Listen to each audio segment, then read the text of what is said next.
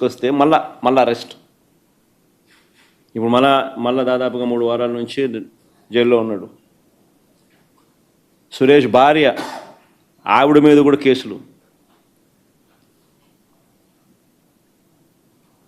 వల్లభనేని వంశీ దాదాపుగా 2 నెలలు దాటింది.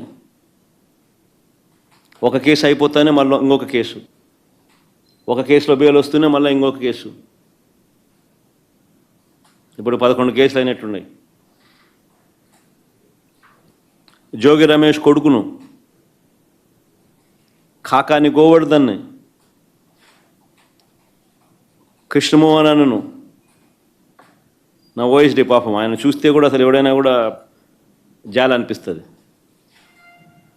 ఆయన చూస్తే కూడా ఆయన ఆర్డీఓ పాపం. ధనంజయ రెడ్డి పాపం ఆయనను చూస్తే కూడా బాధ అనిపిస్తుంది. వీళ్ళంతా మచ్చలేని ఆఫీసర్లు వీళ్ళంతా. రాజకేశ్వర్ రెడ్డి, బాలాజీ, గోవిందప్ప ఇలాంటి వారిని అరెస్ట్ చేసి జైలుకు పంపారు.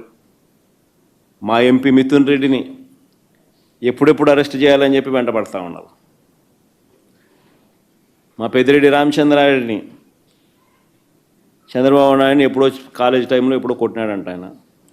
ఆ కోపం ఇప్పటికి కూడా ఉంది. వాళ్ళ కొడుకుని అరెస్ట్ చేయాలంటాడు, వాళ్ళ నాయన్ని అరెస్ట్ చేయాలని అంటాడు.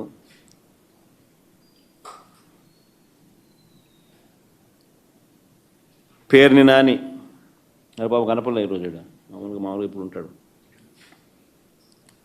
ఆయన మీద కూడా తప్పుడు కేసుల మీద తప్పుడు కేసులు. పేరునేని భార్య పాపం జయసుధమ్మ, ఆమెను కూడా పాపం